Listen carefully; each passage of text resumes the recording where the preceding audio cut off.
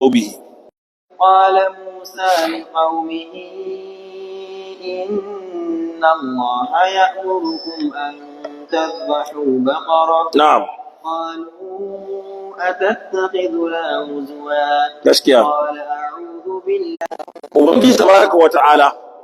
mai wata ya gaya muna tun daga farko abin da ya faru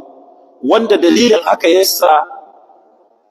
banu Isra'ila ko kuma mutane suka yi tambayar abin da suka yi tambayoyi akai sai Allah bai kawo muna abin da yasa suke wannan tambayoyin ba sai da Allah ya gaya mana ga irin tambayoyin da suka yi ta yi daga ƙarshe sai Allah ya ce ga dalilin da yasa suka yi wannan tambayoyin mana sai aka zo da ƙarshen kissa ƙarshen tarihi ko ƙarshen labari sai ya zo farko inda farkon labari sai Allah ya ajiye shi daga ƙarshe saboda duk lokacin da ka ɗauko labari kake so ka ba mutum labari kana ba shi labari kana ba shi so yake ya ji wai menene dalilin da yasa ake ba da wannan labarin zai ji shauƙi na bai iya barin labarin ya wuce shi sai ya ji dalili yanzu in ka ce mai an yi yaƙin badar lokacin da aka yi yaƙin badar sahabban manzon Allah su 313 su ko kafirai mutum 950 a cikin su sahabban manzon Allah waɗanda ke da suke da dawaki mutum guda ke da doki ko mutum 13 ke da doki mutum guda ke da raƙumi a cikin su mutum kaza ke da takobi mutum kaza ba su da takobi su kuma kafirai suna da raƙumma guda 100 suna da dawaki guda 100 kaza suna da kaza suna da kaza to so kake he kaji wai yaya aka haro yakin tun daga farko to da haka sai Allah yake kawo muna ƙarshen kissar sai Allah ya ɗauko yanzu kamar ga hoton nan an ashe maka ka ga menene ya faru Allah ya ce wazkur ambata musu ya rasulullah idh qala musa liqaumihi a lokacin da annabi Musa ya ce wa mutanansa wa qad qatala lahum qatilun su waɗannan mutane an kashe wani mutum a cikin su la yadri qatiluhu ba a san wane ne ya kashe shi ba wa sa'aluhu sai suka tambayi annabi Musa an yad'u Allah akan ya roki Allah an yubayyinahu lahum Allah ya bayyana musu wane ne yayin wannan kisan a zamanin su an yi wani mai kudi shi wannan mai kudin bai da mai gado bai da da bai da jika bai da kama kunne bai da tattaba kunne bai da kowa dan gidan sun kare kuma ga Allah ya bashi dukiya yanzu a cikin dangin shi akwai mutum guda wanda wannan mutum gudan shi so yake shi zai gada wannan dukiyar tunda in ba a bashi dukiyar ba to dukiyar za a kwashe ta aje a raban musulmi a sa ta cikin baitul mali to amma shi so yake shi ya gada dukiyar ba ka sai lallabo cikin dare sai kashe wannan mai kudin yanzu ya kashe shi da daddare da aka tashi aka iske mutu an kashe shi yanzu wane ne ya kashe shi ko babu wanda ya sani yanzu tun da akwai annabi Musa akwai annabi a cikin al'umma shi ko annabin nan yana magana ne da maganar Allah haka yana gani da ganin Allah don haka sai su jama'a su tafi wajen shi suka ce mai ya kai Musa ud'u lana rabbaka roƙan mu na ubangijinka ya gaya mana wane ne ya kashe wannan mutum roƙan mu na wane ne ya kashe shi da haka da suka zo suka tambayi annabi Musa sai annabi Musa ya ce da su inna Allah ya'murukum an tadhbahu baqara wahida ubangiji ya ce to in gaya muku ku je ku samu saliya ku zo ku yanka idan kuka yanka wannan saliyar ku ɗebi wani abu na namanta ku bigi wannan matatan zai tashi idan ya tashi zai gaya muku ya kashe shi sannan sai koma ya mutu dan ba zai rayu ba tunda an riga an kashe shi ba zai rayu ba amma dai tunda abin da kuke so ku san wane ne ya kashe shi to in kuka yanka saniyan nan ku buge shi da wani abu na naman wannan saniya ko menene ku diba in kaho za ku diba in wata za ku diba in duk ko menene ku dai diba ku buge shi ku bugi gawar wannan mutumin zai tashi sai ya gaya muku wane ne ya kashe shi mun fahimci wannan anan kun ga Allah cewa ya'murukum an tadhbahu baqara, ku yanka saniya. Ba a ce baka saniya, jas saniya, horar saniya, wace a'a kawai cewa aka yi saniya dai ku je ku samu ku yanka. Babu wani bayani wace kala ce ko wani kala ce. Malam ya ce, wal muradu bi baqara, nan abinda ake nufi da saniya mubhama, wato an kawo magana ne mubhami. Ma'anar mubhami shine abinda ba a ce kala kaza bane, ba a bayyana muku kala kaza bane. An fahimta?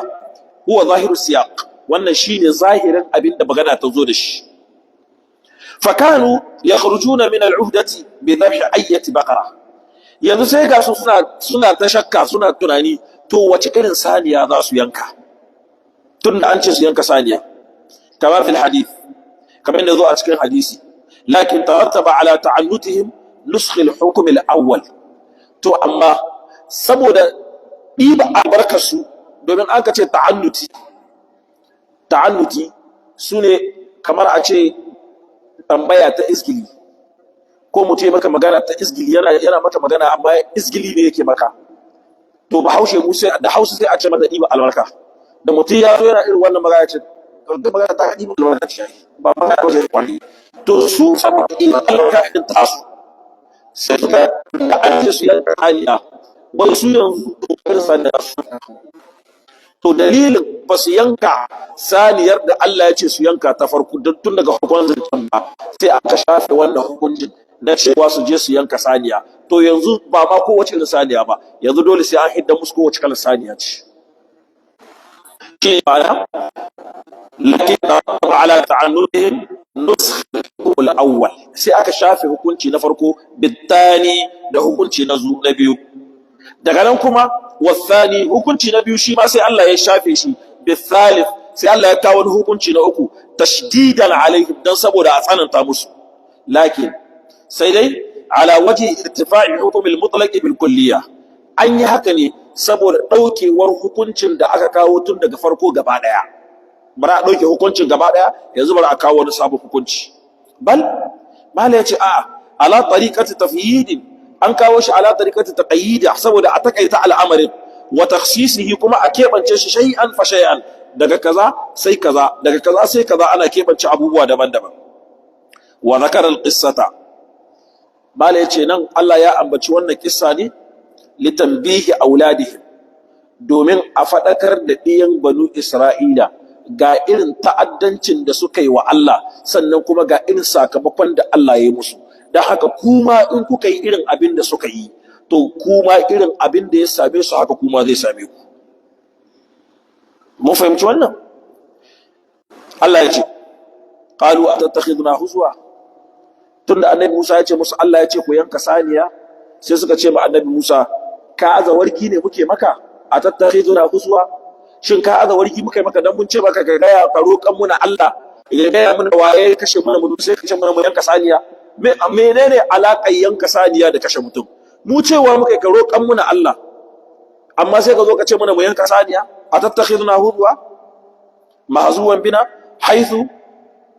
tajina bi mithli dhalik, ta yadda kake zuwa mana da irin waɗannan abubuwan. Qala, sai annabi Musa ya ce a'udhu billahi, ina neman tsarin Allah min an akuna min aljahilin, in kasance cikin jahilai masu yi muku izgili akan tambayar da kuka yi. Ba izgili nake muku ba, kuma ba ine wasa da ku bane, a'a abinda kuka tambaya shine amsar ce zan baku, amma ku saurara ku ji. Sai Allah ya ce قالوا ادع لنا ربك يبين لنا ما هي قال إنه يقول إنها بقرة لا فارض ولا بكر عوان بين ذلك ففعلوا ما تؤمرون. To yanzu ga hukunci na biyu wanda ya shafe hukunci na farko. Hukunci na farko shine su je su yanka kowace irin saniya. To amma tunda ba su tafi sun yanka saniyar ba, to an shafe wannan hukuncin. Yanzu sai annabi Musa ya ce qalu, sai suka ce da shi ud'u lana rabbaka. To mun ji tunda dai ba warki kake muna ba akan abin da muka tambaye ka gaskiya ne, to roƙan mana ko tambayen mana ubangijinka yubayyin lana mahi, ya gaya mana wace irin saniya ce zamu yanka. Ai ma sinnuha, mana ita sani a shekara nawa? ka san dai wannan akwai ta'addanci ce waya ga musu ita saniyar da za su yanka kamar ya shekara nawa ce ya kamata su yanka kala sai annabi Musa ya ce innahu Allah ta'ala ya kuli yana cewa in gaya muku innaha baqaratun ita saniyar da za ku yanka saniya ce faridun kinna wadda akinna bata taba haihuwa ba an san kinna ko ina illa ne ko san kinna bale alaji sa an san kinna ai ko yawa saniya wadda akinna wadda bata taba haihuwa ba ga ta girma amma bata haihu ba an gane ko shine musinna da larabci ana ce mata musinna kinna bi haythu la talidu ita ce wadda bata haihu ba wala bikirun sannan kuma saniyan nan da za ku yanka ita kinna bata taba haihuwa ba sannan kuma ita ba karama bace la faridun ita ba kinna bace wala bikirun kuma ita ba karamar saniya bace awanin bai da zalik tana tsakanin karamar saniya da kinna wata iri ce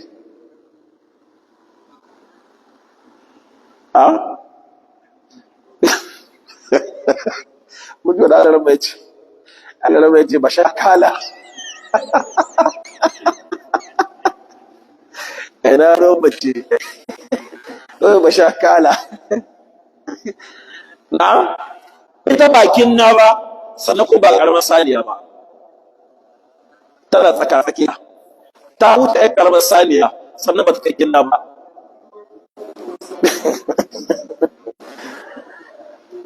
ai ku saurari abin da muka to da na cewa Allah ya cirantar da su daga wani hukunci zuwa wani hukunci don saboda ya tsananta saboda shekarkar da sun kai saboda shekarkar da sun kai don haka ba a yi musu tsanani inda sun yi shi tun daga farko da wata kai nan ba to don haka sai Allah ya ce musu la faridun wala bikr ita bakin na ba kuma ba karamar saniya ba shi awanun bayyana zalika tana tsakanin waɗannan guda biyu faf'alu ma tu'maru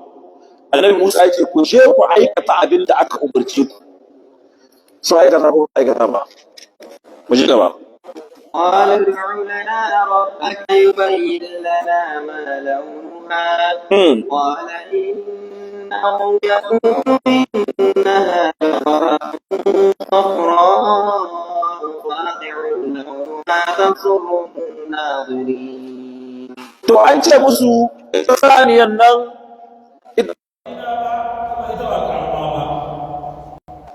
to sai suka ci qalu ud'u lana rabbaka tambayen muna ubangijinka yubayyin lana ma launuha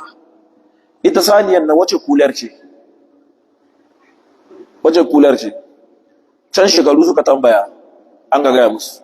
to su tambaye su tabi wace kular ce kai ba ta'addanci ba shanu kala da wani saniya in dai ba baka ba sai fara ko sha su da kalolin shanu kuma da su akwai wata kala in ka ga wata ɗaiɗaiku ne in ka ga wata kala kamar wadda ake ce ma aju to za ga ɗaiɗaiku ne masu kular kin fatsa haka da ɗan tambare ɗaiɗaiku ne ba su da yawa amma mafi yawanci musamman nan wajen in ka zo mafi yawancin shanu da ke nan daga jajaye sai babbaku in kai haka wajen Najeriya su kuma sai warwaru haka in kai wajen su Sudan su ma warwaru za ka iskewa da abin da ya gaba duka warwaru za ka iskewa amma in kana son jasaniya ja ko baka ka zo Sahel wanda kan ga mu mutanen Sahel mu ba za ka iske mana gaban baku sai kora to haka shanun mu suke da bisan mu wace kala tunki ta hiyawa anan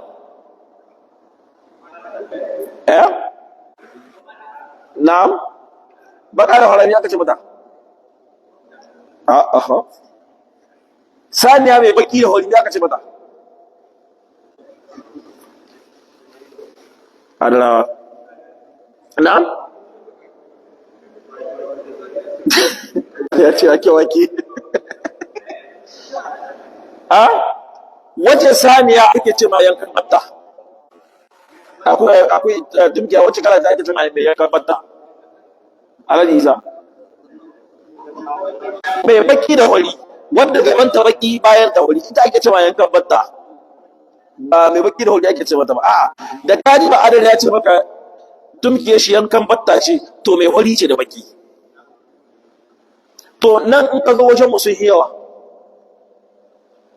tumaki ma yankan batta sun yawa, alaikum sun yawa, alaji zaga shayi na'am.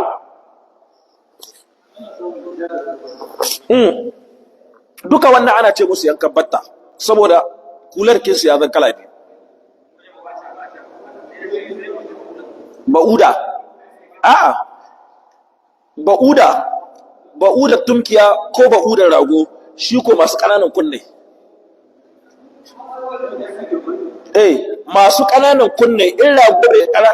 ƙaramin kunne za ka yi ɗan ƙaramin kai haka, to shi ake ce ma ba'ude, shi an ba'ude. Haka nan tumkiya mai ɗan ƙaramin kunne, ita za ka ana ce ma ba'uda. Sannan akwai balama, wacce ita ce balama to? To akwai wanda ita kunnan ta ba manya bane kuma ba kanana bace. Ita kuma sunanta haba arsana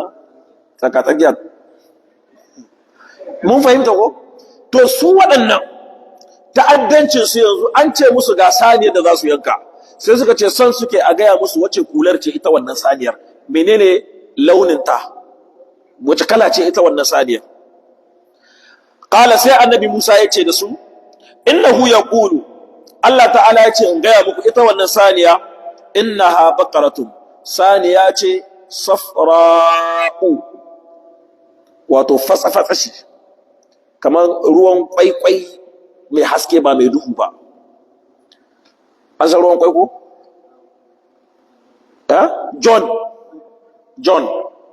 John amma mai haske ba mai duhu ba. Faqi'ul launuha, launinta yana da haske, sannan tasurrun nazirin, duk wanda ya ganta za ta ba shi sha'awa. Ita wannan saniya, duk wanda ya ga wannan saniya sai ta ba shi sha'awa. Tasurrun nazirin, tana sa farin ciki ga masu kallonta. To ita ake so ku yanka. Sun yanka ko ba su yanka ba? Arama, mutai gaba. قالوا ادع لنا ربك يبين لنا ما هي إن البقرة تشابه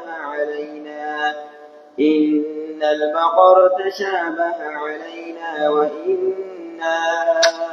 إن شاء الله لمهتدون. قالوا ادع لنا ربك، sai suka ce da annabi Musa mun shi yanzu har yanzu dai mu ba mu gane ba. Ita wannan saniya da kace ruwa da mu gane ba. Ud'u lana rabbaka, tambayen mana ubangijin ka yubayyin lana ma hi, wai a hito hili ai magana, wai wace irin saniya ta wagga. Innal baqara tashabaha alaina, suka ce wannan saniya da aka magana mu ba mu gane ta ba. Asa'imatun hiya am amila,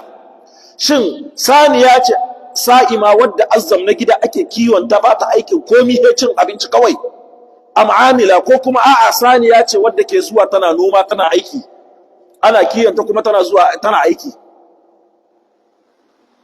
Suka ce da shi wa inna insha Allah, in Allah ya so yanzu dai ka in ka gaya mana ita, wa inna insha Allah la muhtaduna, mu masu shiriwa ne, masu gane wannan saniya ce, mu tai mu yanka ta. Wa fil hadith, malaci ya zo a cikin hadisi, law lam yastafnu, ba dan sun ce insha Allah ba, abinda ya agije su ce wanda suka yi insha Allah, manzo Allah ya ce in ba dan sun ce insha Allah ba, to lamma lahum akhirul abadi, da ba a taba gaya musu wannan saniyar kalanta har ƙarshen duniya, har ƙarshen abada, haka za a yi ta yi da su sai lahira, sai ƙarshen abada. Su ce kaza Allah ya ce kaza, da haka za a ta yi. To amma sa'a su guda sai suka ce insha Allah. Da haka Allah ta'ala ya gaya mana a cikin suratul kafi, wala taqulanna li shay'in inni fa'ilun dhalika gada illa an yasha Allah. Karka ce zaka aikata wani abu gobe ko an jima ko kaza, a'a, amma ka ce insha Allah gobe zan yi kaza. To da ka ce haka magana ta kai.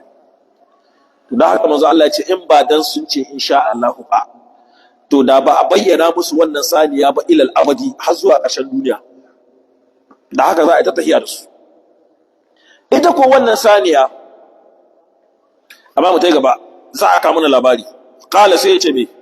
قال إن إنه يقول إنها بقرة لا ذلول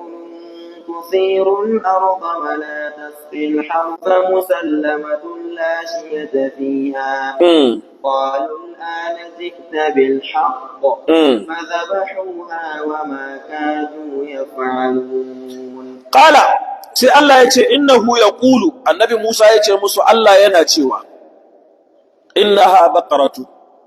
ita wannan saniyar da kuke tambaya to yanzu kuka ce insha Allah abinda za a gaya muku Allah ya ce innaha baqaratun la zalulu ita saniya ce wadda ba kaskantatta bace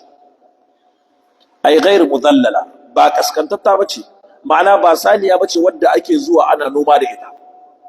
ko ake dako da ita ake zuwa ana daura mata kura ko shari ana dauka kaya da ita la zalulun tusirul ard ita ba ta noman kasa sannan wala tasqil harfa kuma ba ta shayar da shibuka me abbanci saniya mai noman kasa da mai shayar da shibuka na me abbanci su mai noman kasa da mai shayar da shibuka ba ta da nisa amma na yi tambayar ne saboda mu ƙara fahimta karatu saniyar da take noma mun sani ne wadda ake ɗalma magarma ko a ɗalma mata kura baya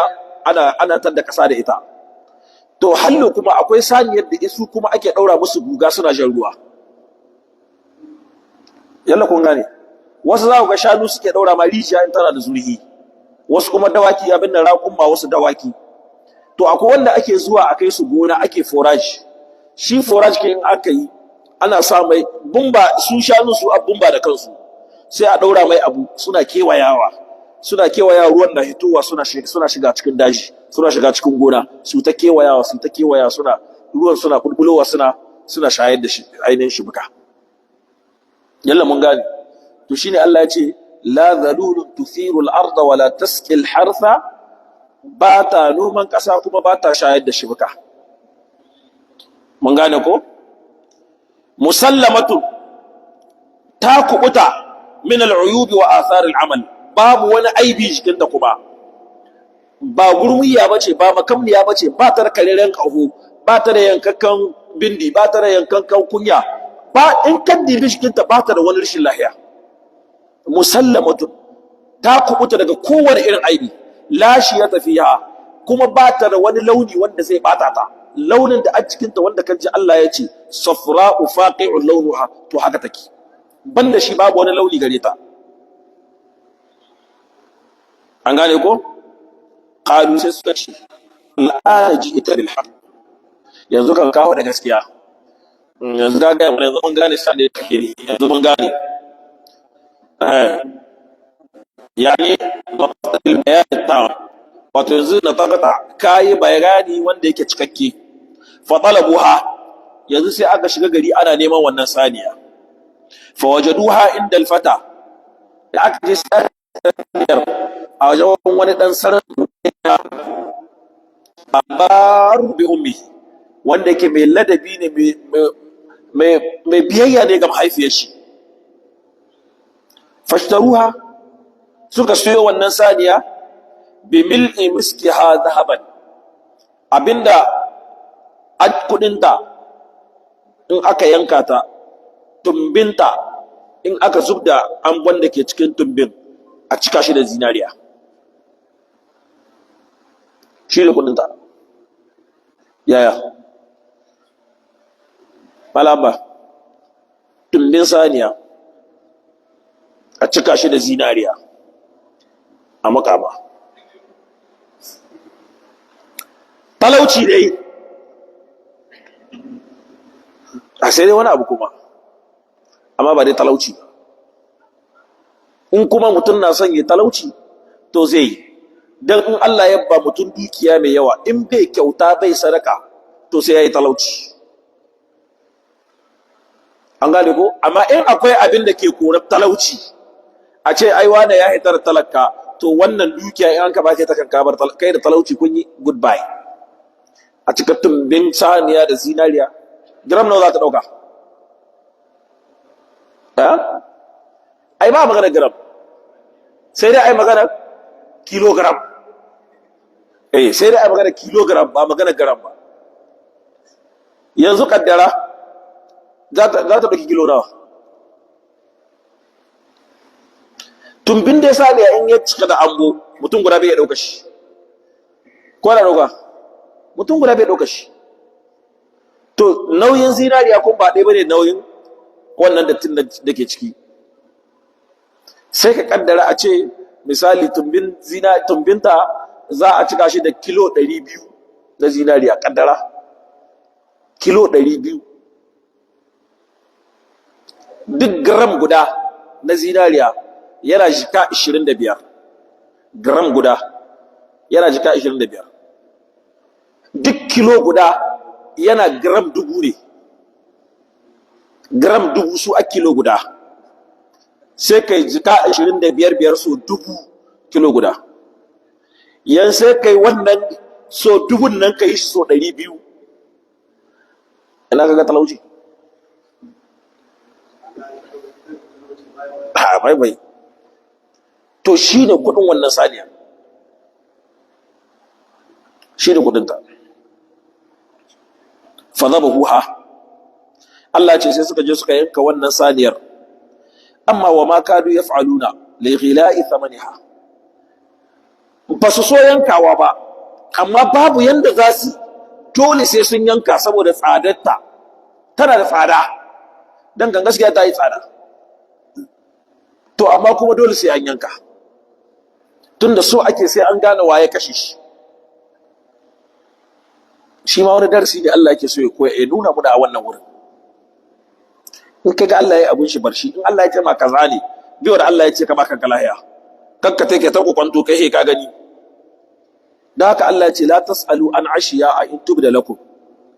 kar ku zo kuna tambayar waɗansu ababe idan ku ga Allah ya ruhi abubuwa bai bayyana su ba, ku ce ku dole sai an bayyana muku. In ku ga an ruhi ba a bayyana ba, to ku bar su. Amma ku ce za ku tambaya ku ai muku bayani, to za ku tambaya kuma za a yi muku bayani.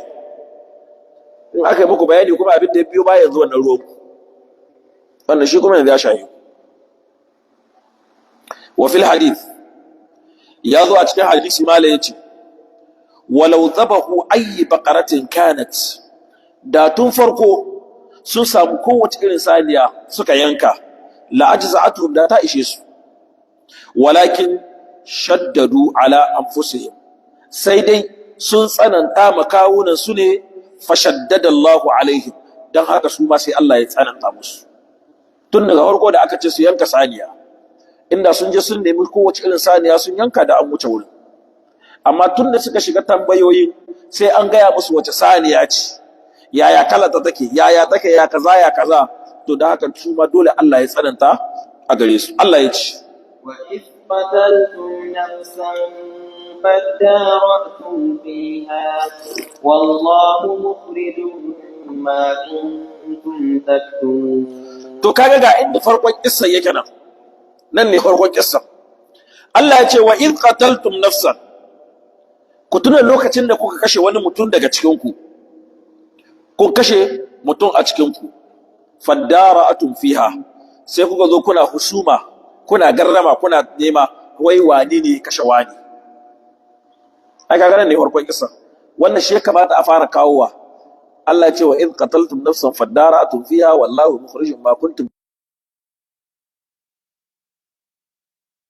Bayani ya kare bayani, yanzu sai ya gaya muku to ga dalilin da yasa aka kawo waccan kissar da kuka saurara. Allah ce wa in qataltum nafsan, ku tuna lokacin da kuka kashe wani mutum, fihi idghamut ta'i, a cikin shi an shiga da ta'un da yace wa in qataltum nafsan fadara'tum fiha, fil asli ay fi dali, ya kamata zama fadara'tum, sai Allah ya ce fadara'tum, sai an shiga da ta'un a cikin dal.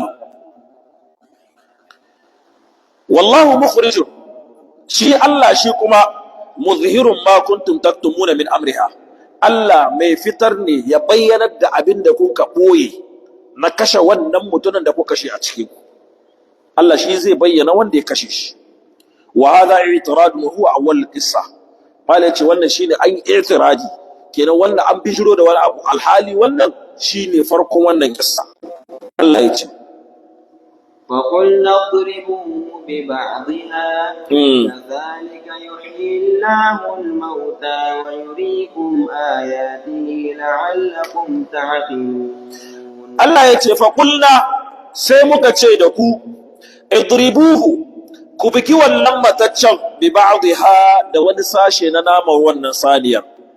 ai idribul qatila bi juz'in minha, ma'ana ku bugi wannan mataccen da wani abu na naman wannan saniya. Faduriba bi lisaniha, sai suka ɗibi halshanta sai suka buge shi da ita. Au ajaba zambin, ko kuma wani abu na binde shi na wuciya can ƙarshe aka yanka sai aka zo aka buge shi. Fahuyya, sai ya tashi a rayu, sai ya rayu, sai Allah ya raye shi. Yanzu yana tashi wa ƙala sai ya ce qatalani fulanun wa fulanun, da wane su suka kashe, ya faɗi wanda suka kashe shi, ya ce da wane su ne suka kashe.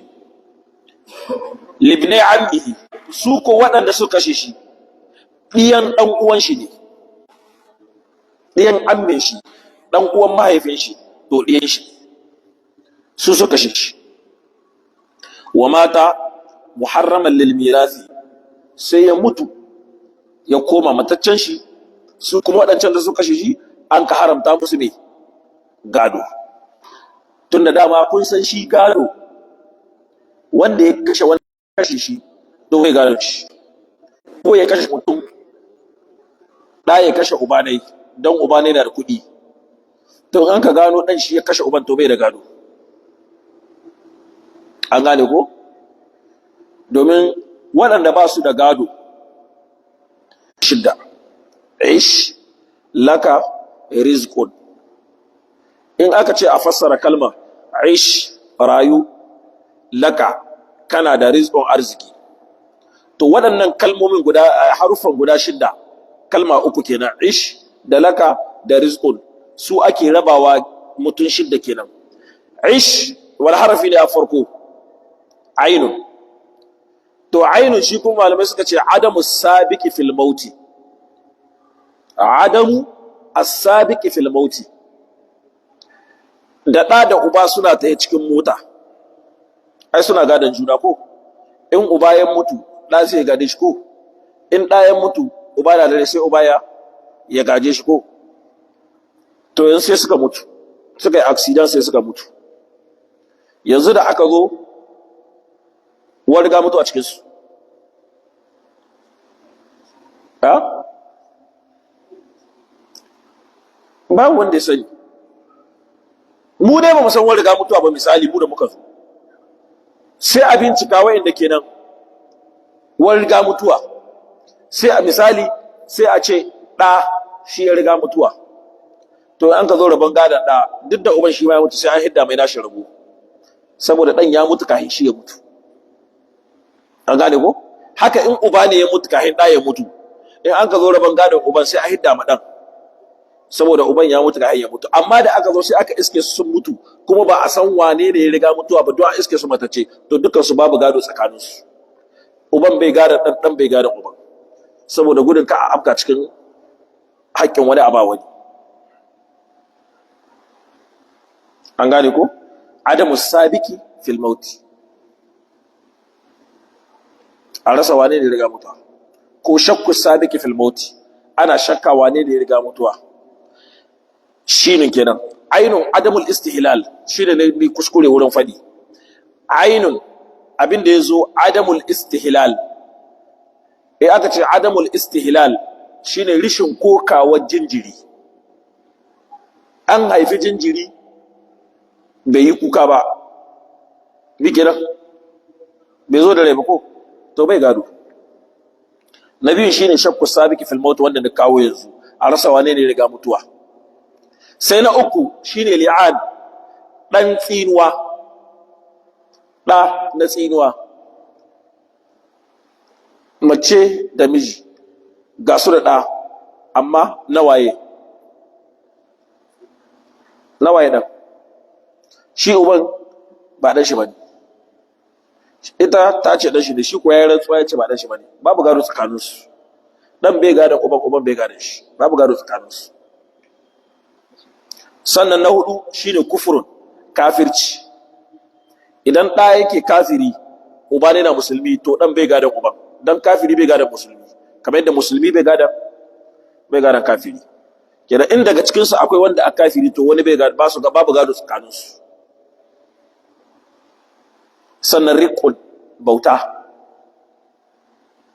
riqul bauta, bawa bai gado, wa zai gada? Bai gada mai gidan shi tunda dai bawa ne shi.